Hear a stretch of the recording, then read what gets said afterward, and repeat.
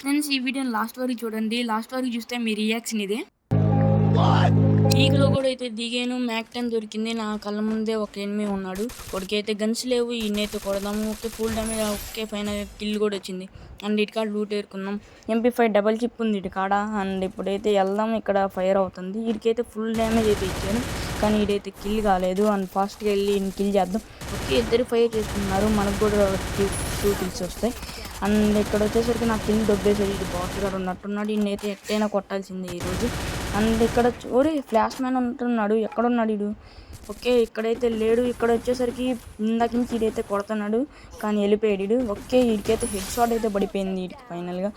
And ఇంక వీడికైతే ఎట్టైనా head shot కొట్టాలి. Okay head shot మామూలు పడలేదు. హెడ్ షాట్ నచ్చితే లైక్ చేయండి గైస్.